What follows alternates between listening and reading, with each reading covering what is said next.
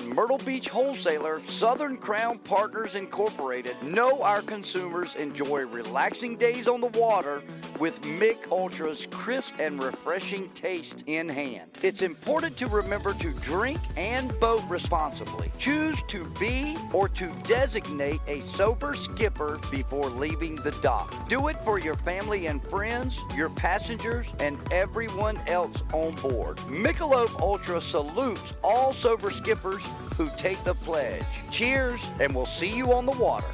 In Myrtle Beach, you always go at your own pace. Lie out on the sand, lie out by the pool, go boogie boarding, go surfing, walk the boardwalk, walk the marsh walk, golf at one of 90 golf courses, mini golf at one of 50 mini golf courses, fish off a pier, fish from a chartered boat, go shopping, get drinks, eat the freshest seafood. The list is exhaustive, but the experience isn't. You can go all out or do nothing at all. How you relax is up to you. There is so much to do and explore, whether you're traveling with friends, family, or just yourself. With 60 miles of beach, you're going to find your place. If this sounds like what you need, then this is where you belong.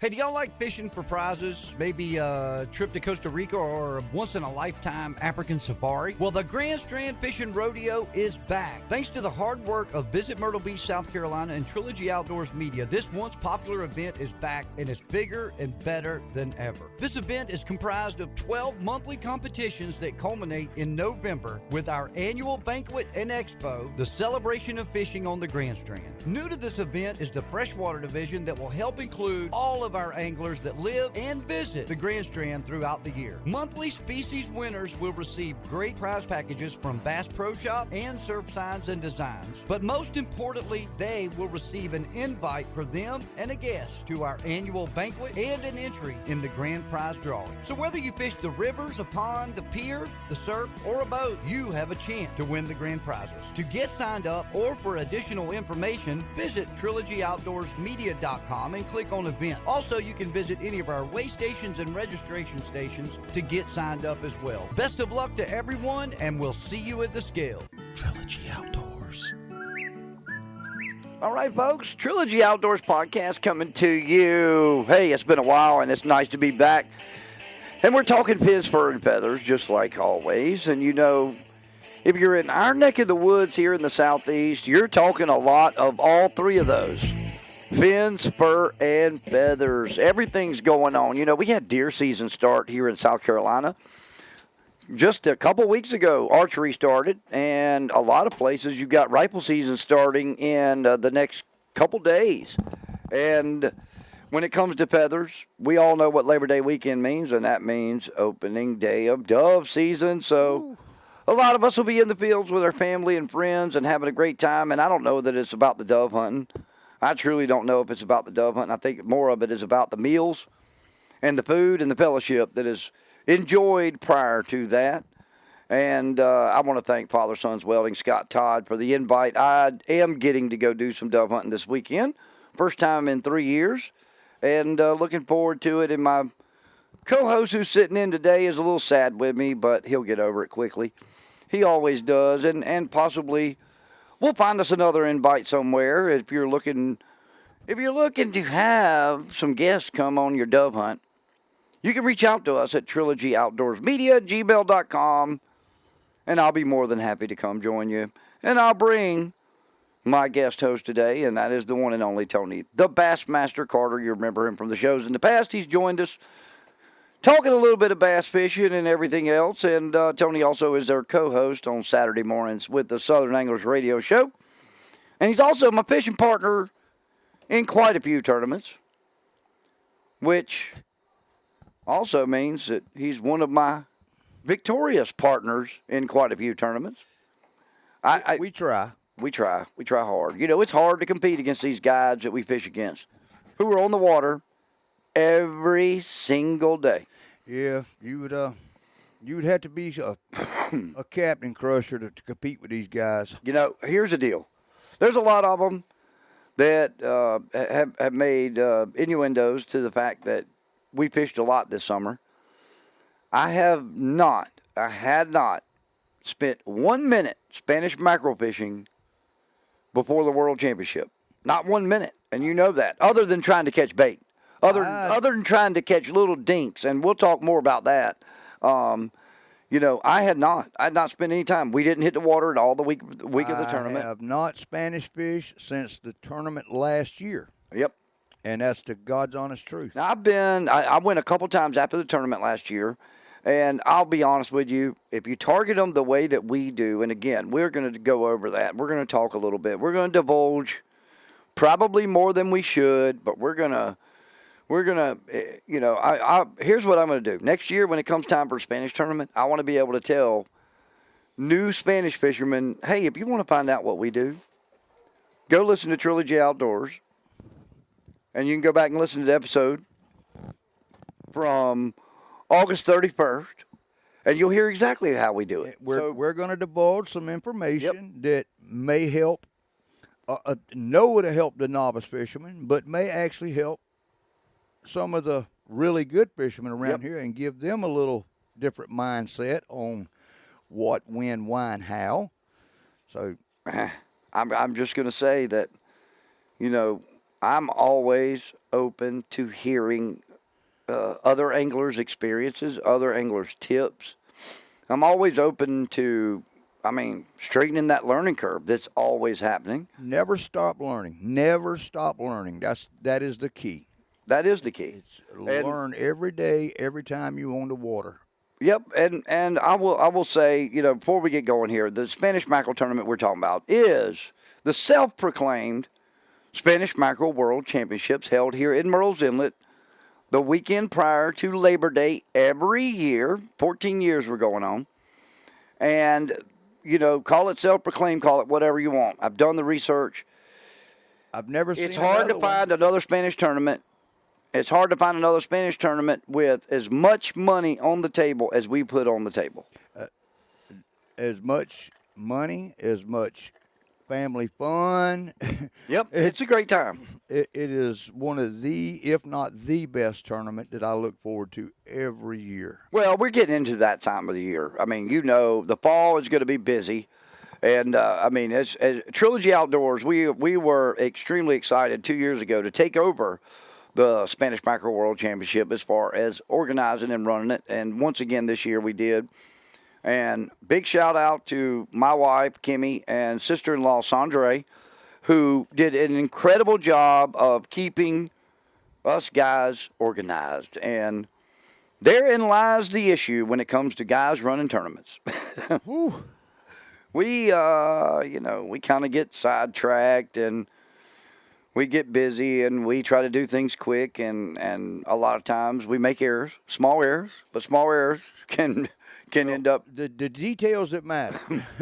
That's right. That's the ones that'll come back and hurt you. The details that matter, and hats off to both of them for doing an excellent. And don't let me leave out Captain Fred Rourke and his son Noah. They run it. Yeah, they did a great. Absolutely flawless. It was smooth for everybody coming in, going out. So. Yep. Hats off to everybody involved. It was actually one of the best smoothest running tournaments I fished in a long time. Yeah, and I was going to say this. Crazy Sister Marina, awesome job. Thank you all so much for the great location to have it. And the dock hands did an incredible job helping us out, not only at the dock, but helping with a lot of stuff. And in exchange for that, we donated all of the first day's fish that were weighed. Were donated to all of them for them to clean and do a big family into the summer cookout. And it worked out great. I know they had too many fish. You know how I know that? You know it because we came back and we killed some extra fish wanting to give it to them and they wouldn't take them. Yep.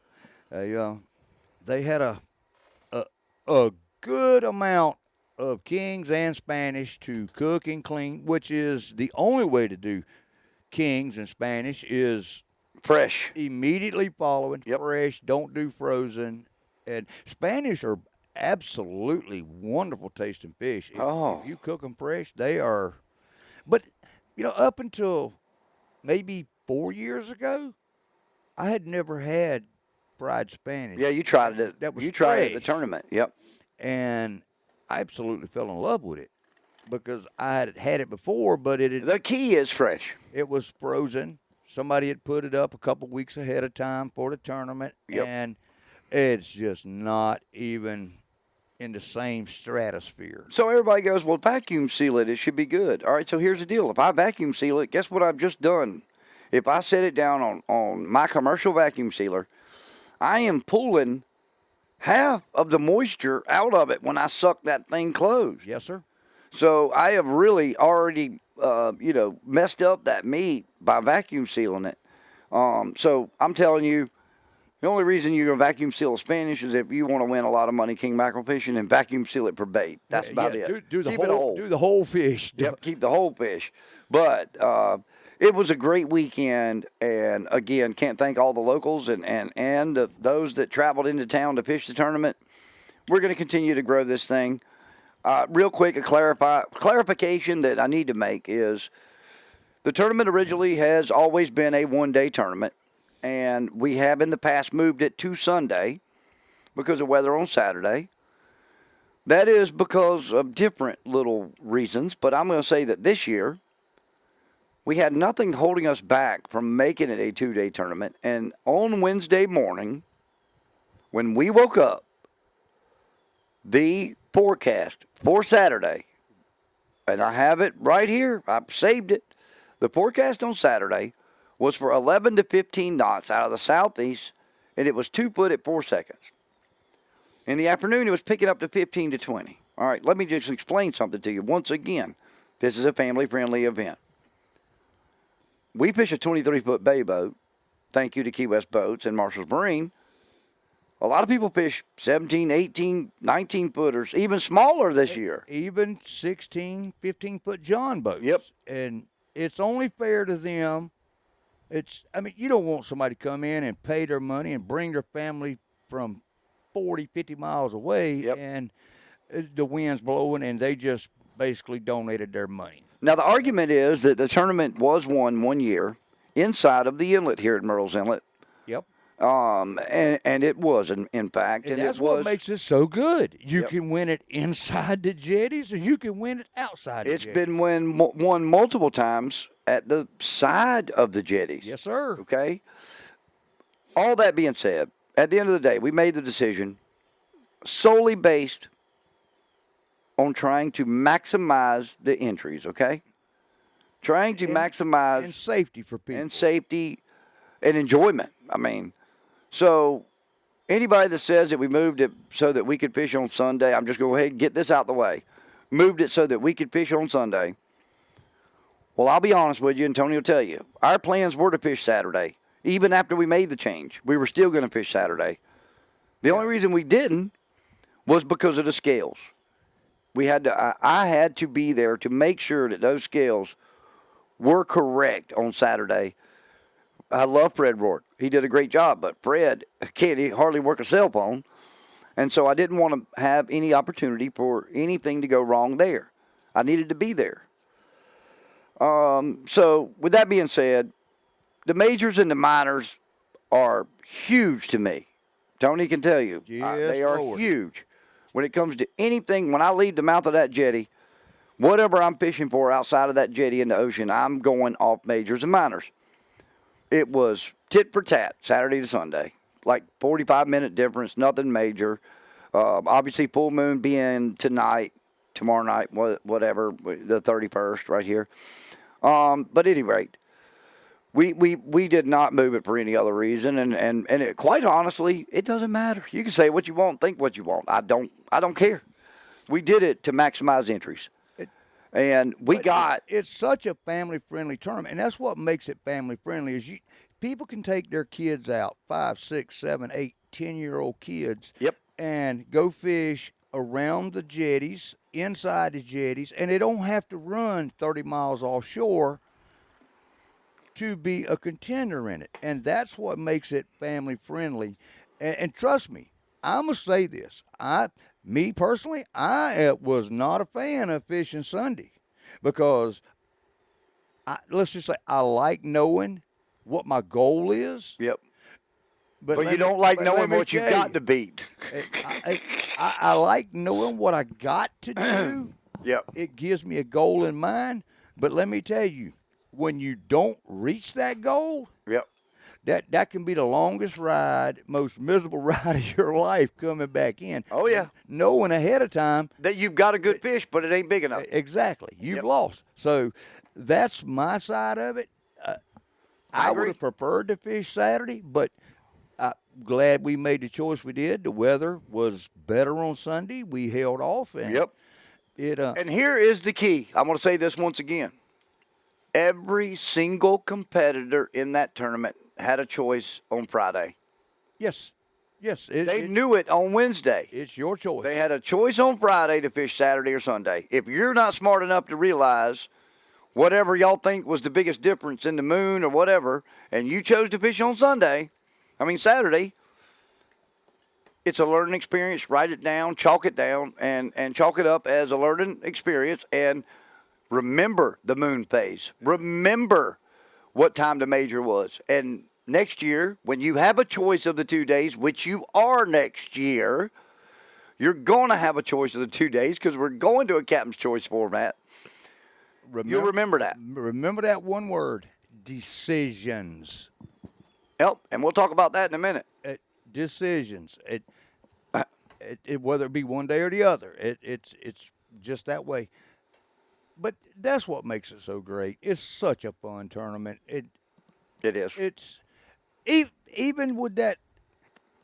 Your niece got to go out with us, Addison. Yep. Had never done it. I didn't realize. Never Spanish fished. I didn't realize your brother had never done it. Done it the way we do it. Right. And it was such a blast. Yep. To watch those two come together, a father and daughter having a moment. I mean, it was absolute moment. And of course, Uncle E standing there, getting to coach and cheer on, and it was fun. I can't be. I like you for any saying more cheering. proud Cheering. That was nice Yes, of you. Because you could have really said what it was, but yeah, cheering sounds great. No, it was great. It was a wonderful opportunity to get to see it all come together and see it happen. And Addison, man, I could not be any more proud of that girl. She did a tremendous job. I know a lot of men. They were that invited. charter boats that would have been freaking out when they seen a 4-8 fish come up on their line and be as calm, cool, and collected as she was. I'm going to say my brother runs a very successful pressure washer business here along the Grand Strand, and he spends a lot of time with earbuds in, listening to podcasts, and he's a very loyal fan to Trilogy Outdoors. And he turned down the opportunity to be on this with us because he said, I'm not going to talk much. I'm not going to talk. And Addison has cheer, so she couldn't make it. It would have been great to have them here to talk about it. But, real quick, we've talked about it a little bit, but Spanish mackerel fishing this time of the year, what you run into is the mullet run, all right? And that is why it becomes what it is. And pretty much, I would say, on an average year, you're looking at about the 20th of August, maybe a little sooner, that they really start showing up. Nearshore reefs, around the jetties, structure, and they are hungry, they're feeding, and boy, years ago, we dumped a live well one day before we headed home, not even paying attention to what was going on. Yes, sir. Dumped a live well, was heading into the inlet. We had been flounder fishing. Jay Bache was right beside me. And lo and behold, the mullet started just getting worn out. And I'm looking at him going, dude, what in the world? Well, each of us had a couple left, so we threw them on a hook, threw it out, got a bite, broke us off. We were throwing it straight on mono back then. Yep. And so we started tweaking how we fish for them. And what it's come down to is, and everybody fishes differently for them, but what we do is now we use very small wire, anywhere from 20. I think the highest wire I've ever used is 32 pounds straight wire, but for 7 strand it's 20 or 30. I don't go any bigger. Yep. And honestly, we use number 6 trebles, but there were other teams that were using number 8 and number 10 trebles. Wow. Yes. That's small. By the way, that 34-pound king came on a number 10 treble. Awesome. Yep. So, Awesome. using small works great. It hides better in those mullet. And I mean, basically what we do is completely load our live wells full of mullet. And when I say, I mean, when you think you've spent a long time throwing the net, go ahead and double it. I'm still hurting right now, and My shoulders we are didn't go killing me. catch bait until Saturday. So Yep. So I'm we still feeling the put, effects.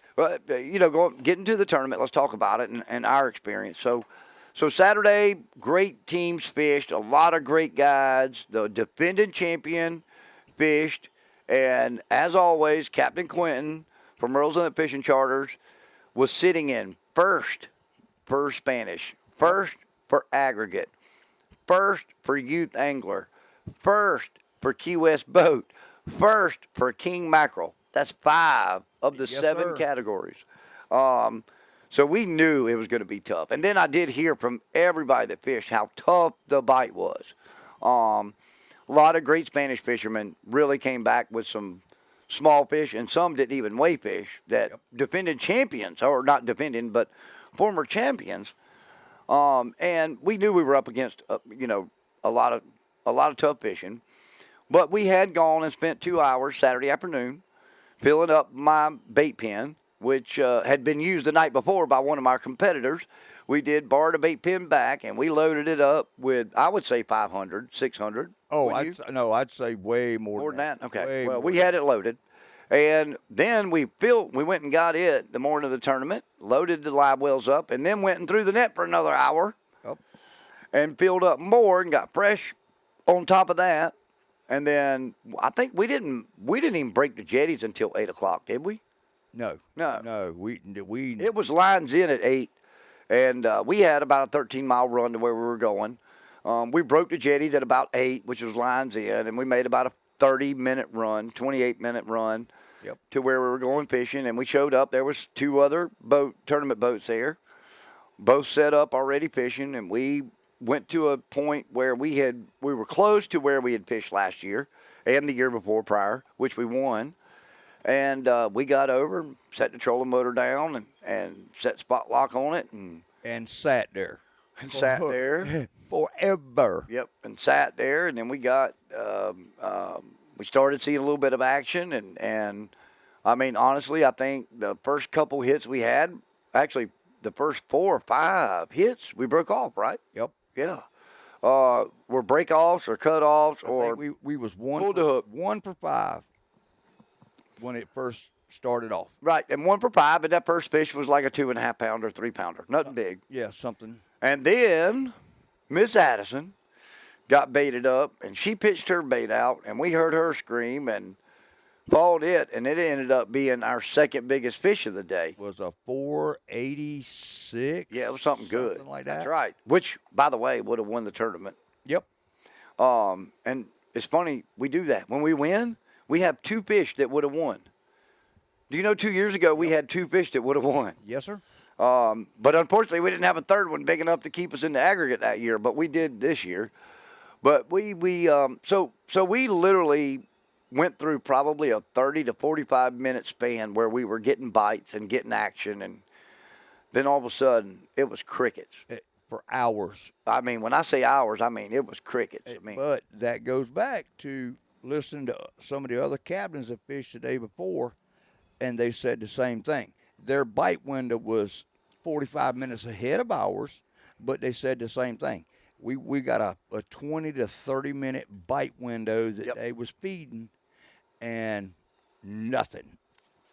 And then the tide change, 45 minutes after the tide change at the middle of the day, they got another little bite window.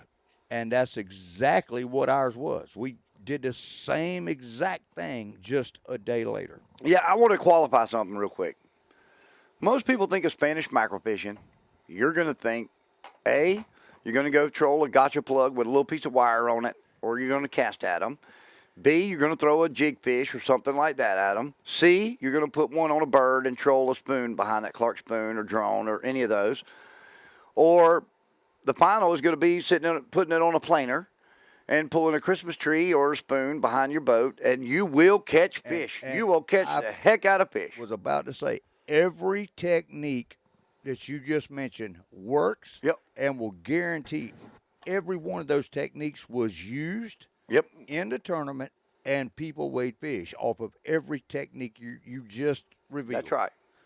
But I'm going to say that years ago we found this technique that we use and found that it produces good numbers and it produces the bigger fish. It does. And so call it what you will, say what you want. I think a lot of it has to do with the fact that we are serving up a little bit bigger bait to start off with. Yep. And we get them into a feeding frenzy. We do. That is the key. That's the key.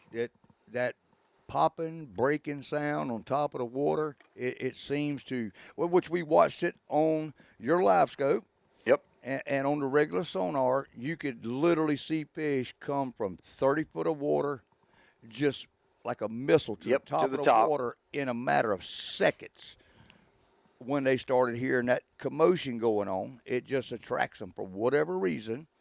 And I'm going to say that live scope honestly makes a difference in anything now. I wouldn't think that it did in the mackerel world. It makes a difference. You can see stuff you didn't think was there. No, it 100% makes a difference because you can actually see that there are fish there. And you see how they react to what you're doing. And then you can adjust from that.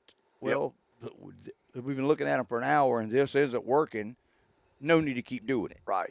Let's figure something else out. So I will say 100% without question, it's a game changer just to know that they are there, because you're talking about sitting in the ocean and not having a landmark within 10 miles. You're just looking at water and you don't know. Yeah. They could be there or they could be 10 miles away. So the other thing is, if you're using a regular sounder, bottom machine, whatever, you look down, you see all this life. Ooh, there's fish here. All right, well, that's great. That's going to be little black sea bass. It's going to be pinfish. It's going to be, maybe juvenile grouper, spadefish, sharks, blah, blah, blah. But with this live scope, that live scope, we did see sharks. We could see sharks clear as a bell. There was no question. We could see the fins. Yep, you could see the fins, exactly. Could see it. It was 100%. We knew there was sharks right off the bat. Yep, we knew we had sharks under us, and, they typically will leave your fish alone. We caught one shark, didn't we? We caught one mullet. One to hold on mullet, one shark. But real quick, just to go over, I'll talk real quick about how we caught our winning fish, but let's talk about the rig, the rod, the setup, and everything exactly, okay? So what we're using is, I'm not going to give a brand, but what we're using are 4,000 class reels, correct? 3,000. 4,000 class reels, and we're using it on medium light rods. Medium to medium light. Fast. 30-pound braid. That's right. And most of our rigs were 20-pound 7-strand, all braided to either the 30-pound braid, or I used 20-pound fluorocarbon leader to put on there as well. I don't think that fluorocarbon leader is important. Tony, do you? I really don't. But I think it is at certain mono times. might be even better because it floats. It definitely makes a difference at times, but with the water clarity we had Saturday, I know it really did make a difference because we caught them on 5 different types of rigs. Yep. And I don't know which one outproduced the other one. Everyone produced no matter what. It was the feeding frenzy action that dictated everything. Yep. I don't think type of rig was even in the realm of the reasoning. And I'll point you real quick to our YouTube. You can go to my YouTube channel, Trilogy Outdoors. There are a couple videos on there. One I did with Captain Jay Bash. Spanish mackerel fishing, and we did that right at Merle's Inlet Jetties. You'll see where we are. You can see everything we do, but you'll see exactly what we're talking about, so you can get a visual reference to it. But what we do basically is chum, chum, chum, create that feeding frenzy, then throw your bait out there with the treble in it, and hope they hit it. That's it. When the fish come up and start chasing the live mullet that you are chumming with, Yep. they'll start exploding on the water, and you're sitting on ready. You've got your bait in hand. You're waiting for the explosion, and you try to get your bait to that vicinity as quick as possible. Now, I want to talk real quick about the knot that I connect my wire with. So it's I call it a modified snail.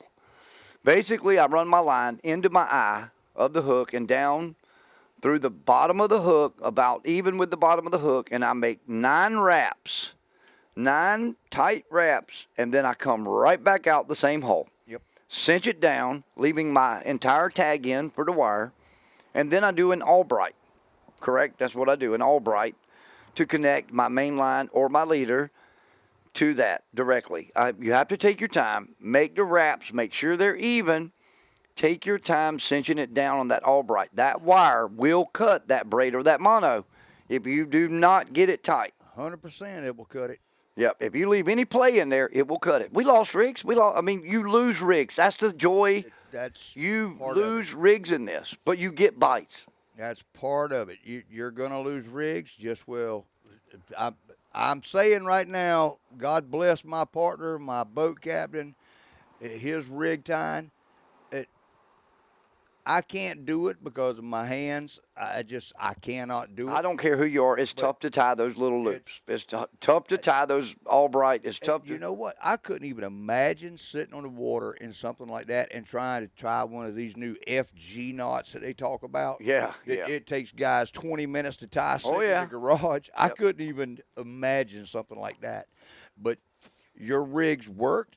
You're tying. I know you, after about the third break off or bite off, you was like, I was not happy. It's my rigs. Yep. But it just, those same rigs turn right around and put the next 7 fish in the boat. So it's 100% luck, how they bite it, how deep they get it. And you know what else I noticed? I did not see that it mattered whether you had a 12-inch 7-strand leader or if you had a 3-inch one. It was just that one piece of wire to keep them from being able to bite the mono or the fluoro or the braid. It did not seem to affect them at all. I know one thing. You and I are both on the page that we believe in doing this, that when we perform better and do better is when we throw the rod out and put it in a rod holder. Oh, 100%. Because the hookup ratio goes up. 60% if you just leave it in the rod holder and let them do it. It's an exposed treble hook. They hit with such power and aggression. You don't need to set the hook. Nope. If you set the hook, all you did was just screw up your chances 75%. If the wire was kinked and you set the hook, you're done. It's just that simple. You know, you're correct, and I'll tell you that you caught the winning fish 2 years ago, and it was literally at the tail end. Remember, we had dumped all the bait. Okay, we were dumping bait, leaving all our bait in the back live well.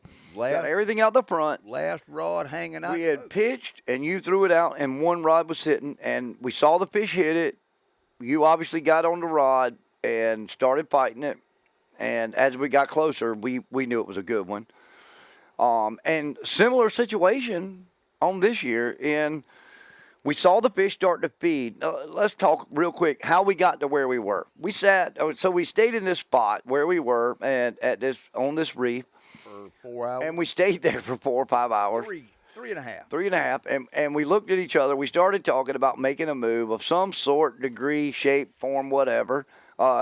We were, I would say, at the nearest point to the boat beside us, 100 yards at any point in time. And it was an easy choice of where to move because the chum we was throwing out And the chum. they was throwing out Yep. was coming together 75 to 100 yards back behind All three of us. all of the boats. Yep.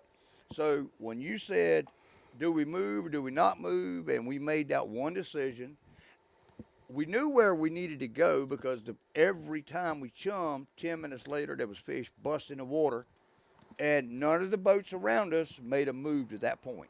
Nope. And I'm glad they didn't because, like I said, it was making that funnel to where our finger mullet and their finger mullet was coming together in a tide rip, and that's where it just happened to come to the surface just right, and they evidently could see it better or whatever. And Their natural instinct as a schooling fish is to get back up with their buddies. Yep. And I how they communicate to each other. Hey, I'm over here. Hey, I'm there. Hey, I'm here. Blah blah blah. I don't know. But when they're in that current, occasionally they're gonna get a little tired and they're gonna ride with the current. And what they had done is found an area where they were all getting together. And we're talking. You've got 3 boats that I know all went with over 1,000 mullet. Yep. Easily. And all of us tossing out bait. And those, I would say 5% of those bait getting eaten by fish, and the other out there just swimming around. And they was all coming together in that one tide rip that they were just like the fish. It was coming together. They found a comfortable place to sit because they have no structure to be around other than your boat that we're throwing them out of. Right. And it was an easy decision on where we needed to move. And it was just like, do we do it or do we not? And what was your comment? It's one decisions. You either win or lose on one decision. One decision. During a tournament. Yep. It's either a good decision or bad decision. And we knew we were moving to where fish had been for the last 2 hours. We had seen them there. Yep. And nobody else made that move, so we did. And it was almost immediately, once we got there, threw out 15 or 20 finger mullet, and it was on. Yeah, it was on. I don't know how many fish that we actually hooked up with And lost. and had blow up. Yeah. But the one that mattered is the one bite I will never, ever, ever forget. It was a dying days. It was the craziest. It was like it was in slow motion. But he couldn't get out the water, which most Spanish will come out the water when they feed. When you see a Spanish cover 25 foot in the air chasing bait, it was nothing like that. He rolled like a tarpon. He come up. It was like he tried to eat the bait and had to make a turnaround at the last second or something, or either there was another one there. But as soon as the fish come up, I was like, we knew. Money fish. We knew it. She couldn't get an inch and a half of her air between her belly and the water. Yep. And I was like, there it is. Clear everything. Put everything up. Go fight the fish. Yep. It's done. That's the money fish. And it was just textbook, and it was textbook lightweight fight. I mean, listen, this is the first time that I've been on the rod for a fish that has been weighed. And I can now understand how much pressure it is on the angler because, I mean, we're fishing for a lot of money. Even though you think it is a family-friendly tournament, we put a lot of money out there. And the competitiveness. And the bragging rights. And the bragging rights and all that. But that, to me, it felt like 20 minutes, but that 5-minute fight, wouldn't you say it was 4 to 5? No, it was longer than that. You think? It was longer than that. It was about a 7-minute fight. Well, I tell you, it's just nonstop tug of war. And, And the drag. Again, I'm tightening it, I'm loosening. You cannot say enough about how to work the drag and having a good drag on your reel. Yep. Because I watched that fish come up, and I was like, it's too green. And you would loosen the drag, and she'd make that 30-yard run once she come by the boat. And she did that like 5 or 6 times. Yep. And it was like you got to tighten it up a little bit to gain ground on her, and then loosen it back up when she gets beside the boat in case she makes that run. Do it, pull the hook? Does it break the line? You couldn't have done a better job. Hey, I had some great people behind me coaching me, and But you just didn't know it. But me and Winston had done made plans behind your back that if you lost it, we were just going to push you right on out the boat. Y'all could have. I was going to ask you during the fight if you had your phone in your pocket because we were just going to throw you out the boat if you missed it. If you lost it. It wouldn't have been the first time, and I'll tell you that it's been a Team Trilogy Outdoors and Marshall's Marine has had a great 4 months, and we have had quite a few fights between big king mackerel to now big Spanish that have lasted a while and that have put us all on the edge of our seats in the boat. But I'll tell you, it was just it was perfect. It was perfect, and I say that in a sense of the way that fish came up and made that final circle right into the net. You will know. And we had to work to get the hook out. It wasn't one of the. I don't want to say the hook fell right out. No, the hook was did in. Not just fall out. It's one or two of you is going to get tired, and you've got the advantage because you're on the good end of the line. Yeah. He's on the bad end, and if you play your drag right and don't give them any leeway to break that line, they will eventually tire out. I don't care if you have to fight it for 3 minutes or 30 minutes. Getting the fish in the boat at the end of the day is the necessary evil. And there's no reason to rush it. We weren't in a hurry. Sometimes we you weren't win, in a hurry. Sometimes you lose. I had one with Addison. A good one. A 5-pound fish. Good one. That come by the net 3 or 4 times, and it just was not ready. And she had done everything perfect to a T, and the fish just decided when it come by the boat that one time, it dove 3 foot. Yep. And did a triple head shake, and I actually seen the hook come flying back up, come out of the fish's mouth. Yep. I forgot about and that. It was not one thing she did wrong. She had perfect pressure, the perfect drag. Sometimes you just lose. It's called fishing, not catching, and the fish just win for whatever reason. You know how quickly we forget that fish. How quickly we forget that fish when we catch one. But man, it's just everybody's probably sitting there going, "Oh, it's Spanish mackerel fishing. Anybody can do it. A caveman can do it." Yeah, they can. Man, you're right. They it can. Is. With And the that's right, what I want. right I want everybody. Right approach, they can do it. I want everybody to get out there and just enjoy Spanish mackerel fishing. It does not have to be this difficult every time you go. But if you want to experience something unlike anything else you experience with light tackle, the only thing I'd say better is to go out and if you can get on your nearshore reef here in the next couple of weeks when the king mackerel show up, and I'm talking about the small kings, the little slingers, get out there and do the same thing we did. Live bait on a ambassador or something with a little bit of line, because you got to have a little more line with those. You do. You can have a great time, but it's so much fun, and it does produce a lot of big fish. All you got to do is just pull up somewhere on the 3 Mile Reef right now. Exactly, right now. 3 Mile Reef, Paradise Reef. Reach in your live well, pull out 50 3 to 6 inch live finger mullet, and just throw them out the back of the boat. And wait. And watch and see what happens.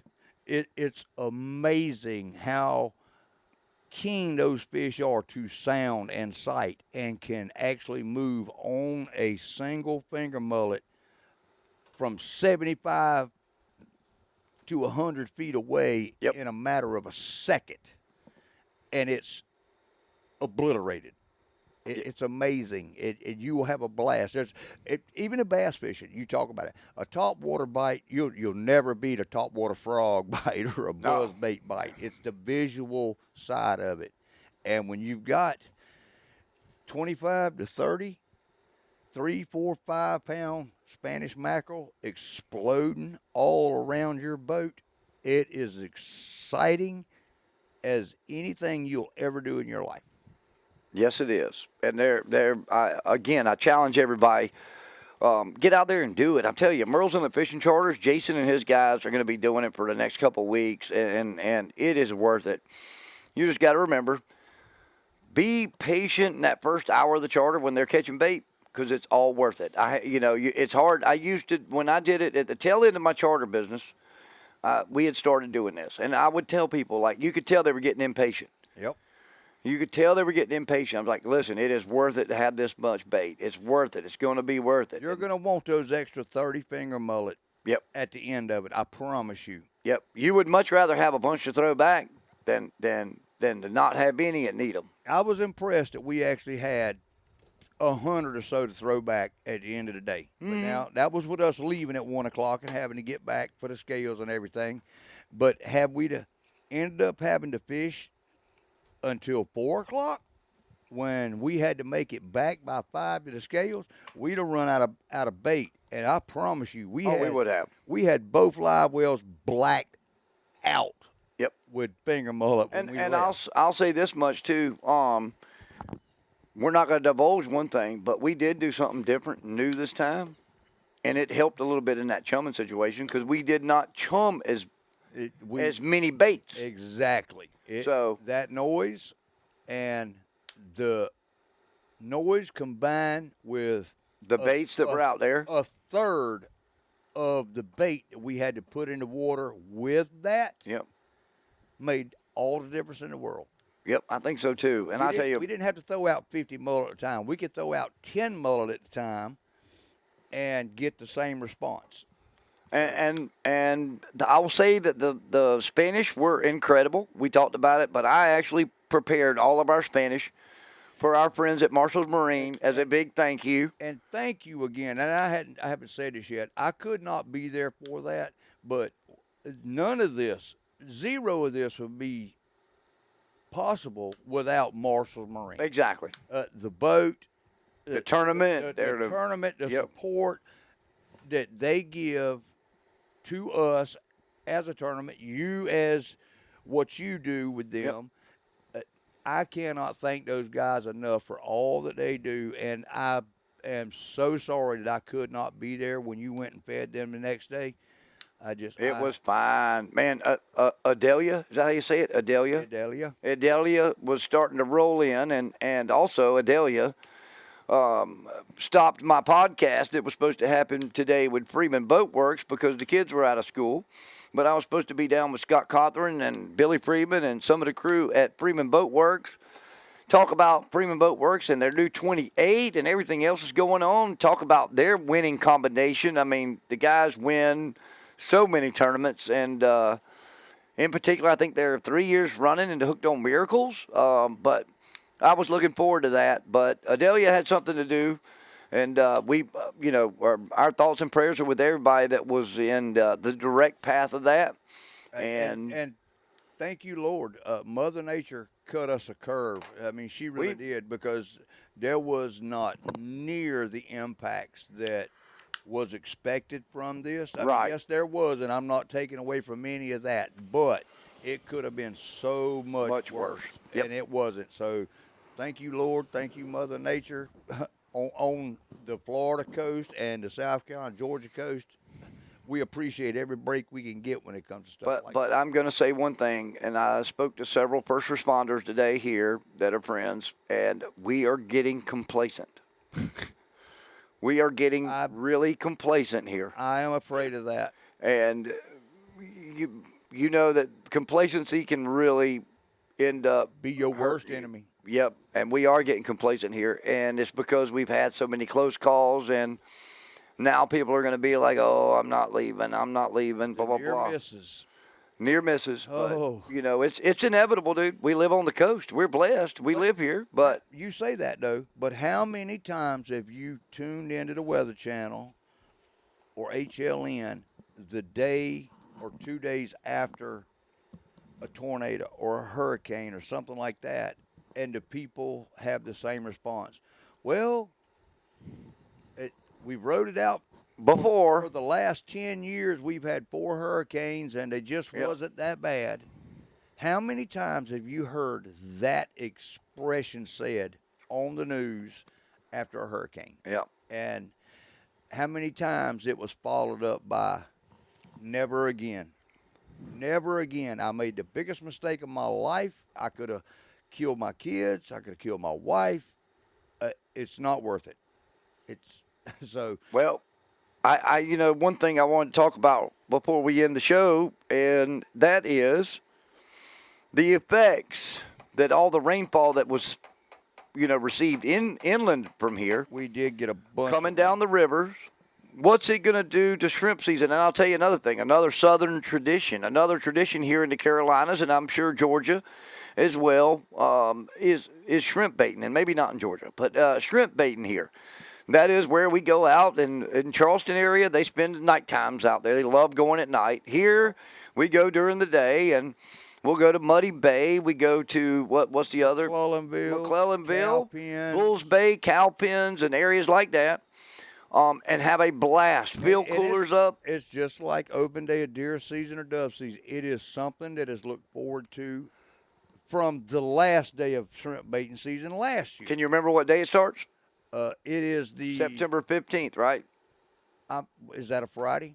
I don't know. I Starts can't at remember, but it 12 starts at noon. 12 o'clock. And do not get into water. Do not be No. prepared early. Do not put your. Nope. You can put your boat in, but do not put your bait, Poles, your your nets, bait, your poles, or anything. Any of it in your boat. in the boat until 12 o'clock. That's right. Because they will write you a ticket for just being tied up at a dock because you have access to it, even if you're not using it. So, Well, let's talk about read the rules and the effects. follow the rules. We've had Hurricane Florence. We had the other flood situation from years ago. Came through right before shrimp season. Yep. Same thing.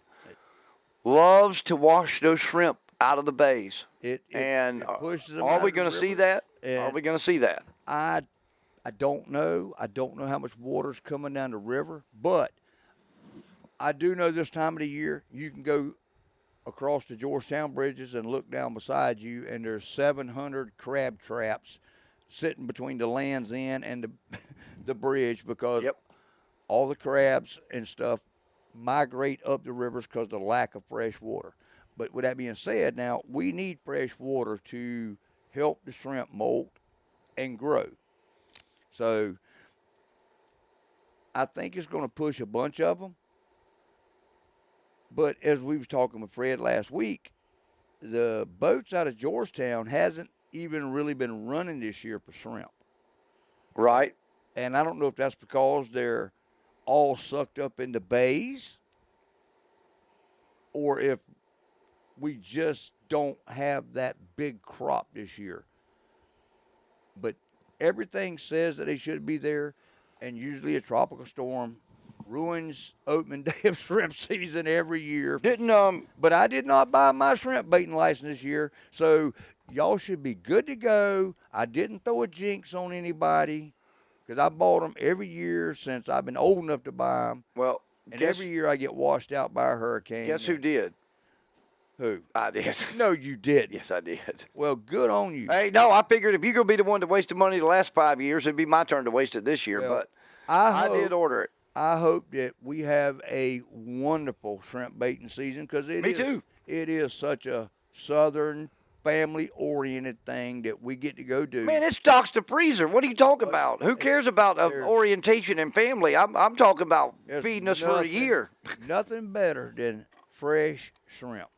And you don't get them no fresher than going out and catching them yourself. That's the best meal on the planet. And again, y'all going dove hunting Saturday, which is like a national holiday in the South. Nobody can wait. It's 11 o'clock. Somebody's taking the lid off a giant pot of purloaded to feed 300 people. Yep. And all the kids are running around, the dogs are barking and having fun. You are describing it perfectly. I'm telling you, it's like Christmas to a lot of people. Yep. If you don't enjoy that, you're probably not a good outdoorsman. And If you can't have fun with your friends and family and fellowship and get out, and like you said, you just described it perfectly. Kids running around, the dogs running around. Stories, all lies us being lying, told. bragging on our guns to another guy who's got one just like it that does the same thing, and we all do it. It's just part of the Southern tradition, and I look forward to it every year. And because you think about it. I've been with you and Russ and Peanut every year for the last 5-6 years. We go, whether it be out with Lucas and them or. Well, yeah, we had a good time at the. Now we're going to go later. We're going to Darlington in a couple weeks. We're going to go, but we have been to Lucas's a couple times. We went to another one. I'm trying to remember where else we went. Well, we got stuck in the gar hole. Yep. Yeah, y'all know what a gar hole is, right? Don't you? That's that spot. Hold. Yeah, that's that spot nobody needs to go and wants to go, but when you drive 2 hours, they send you there. That's you get stuck in the gar hole. That's okay. Gar hole or not, still had one of the best times of my life with your son. With Russ. With him being just a little old fella. Yep. He was 3. He carried his little pop gun, his little cap gun or whatever, and he thought he was doing the biggest thing in the world at that time of his life. And that's something that he'll never forget. And as long as you continue that tradition every year, he'll grow right into it. And then your grandkids will be there with Russ and Peanut 20 years down the road, and you'll be sitting back as a grandpa enjoying what you passed down to them, and he's passing down to his kids. So it's just that time of the year. Amen. And I'll tell you what, folks, listen, get out and enjoy everything in the South and outdoors, wherever you are listening. Man, I'll tell you what, first and foremost, it is just calming for the soul. You know, I found myself the other day back out on Tuesday, and while our Spanish bite was not that great, the action was good. We got to watch a lot of action. And I looked at my buddy Kevin C., who was with me, and I said, you know what, dude, I don't know if I really enjoy the catching part or if it's just that I enjoyed that part. I said, I don't know which part I enjoy the most. Well, that's the thing about dove season. You know, they're kind of like them family members you only see at Christmas. Yep. I promise you, you're going to run into somebody Saturday that you ain't seen since last opening dove season day. That's right. You get that one time a year that you get to sit down, reminisce, bring up old memories, and just have a blast. And whether you're telling the truth, telling a lie, there's always laughs and good times. Well, that's just great, dude. Well, I'll tell you what, again, the Trilogy Outdoors, Marshall's Marine, Key West Boats, Spanish Mackerel World Championships 2023 is closed, and it was a great time. And, yes, we were very fortunate enough to become the winners this year. And win or lose, I had a great time. And I said that the whole day before we ever even hooked up to a fish that we thought would be big enough. It's just one of those tournaments. It was fun. And you're going to lose a lot more than you win, and I'm going to challenge people. Be a great winner, but be an even better loser. Yes, sir. That is my challenge for the week. Be a great winner, but be an even better loser, because you're going to lose a far more percentage of the time than you win. And I'm going to leave it at that. But also, I want to tell you, I'd like for y'all to send in some pictures. Send us some pictures of your opening day dove hunt. Send us your deer harvest. Send us your shrimp pictures. Send us your fish pictures. I need some tips and where to go during shrimp bait season. So y'all please send us a picture of a cooler full. All right. I want to thank Motormouth Tony Carter over here, who this is the most he's ever talked on a radio show or on a podcast, and he did a great job. And once again, you can email all those pictures to TrilogyOutdoorsMedia@gmail.com. I want to thank Freeman Boat Works, Gov World Auctions, Southern Crown Beverage for these cold Mick Ultras we're sitting here and enjoying on the table. Remember, keep a sober skipper on the boat. I also want to thank, who else we got to thank? I got somebody else I got to thank. Freeman Boat Works, Trilogy Outdoors. Oh, how about Visit Myrtle Beach, the Grand Strand Fishing Rodeo? I got to go get the totals for the month. I got to go get the result sheet tomorrow. We got 2 more months left, folks. Get signed up to Grand Strand Fishing Rodeo. Visit TrilogyOutdoorsMedia.com to find out more information on everything we offer. And an update on Stephen. Senator Goldfinch, my partner, is back in the U.S. recovering, successful surgery.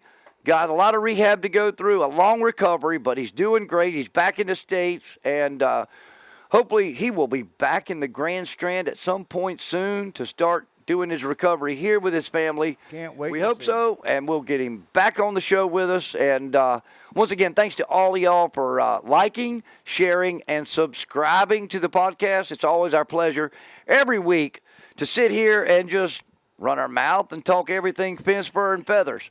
This is Trilogy Outdoors. We'll be right back next week. For over 8 years, GovWorld Auctions has been solving surplus issues for municipalities and counties in South Carolina and beyond. Their turnkey customer service has made them one of the best in the business here in the U.S., and they are located right here in our home state of South Carolina. If you're looking for tractors, heavy machines, and vehicles, just to name a few, our partners at GovWorld have you covered. The process is simple, and their experts will come to you to inspect, photograph, and video all items before they make them available to everyone in the world for the bidding process. GovWorld online auctions are supported by mailers, emails, and promotion to the biggest buyers in the country, and they get results and the highest dollar possible for your items. Don't go out of state to another auction company. Support business here in South Carolina and let GovWorld get you top dollar for your items and put the money back in your city, municipality, or county. Give GovWorld a call or visit their website, govworld.com, for more info and to set up a visit with one of their experts to get you in the next auction. Don't let valuable items just sit behind a fence. Give GovWorld a call and start turning them into money today.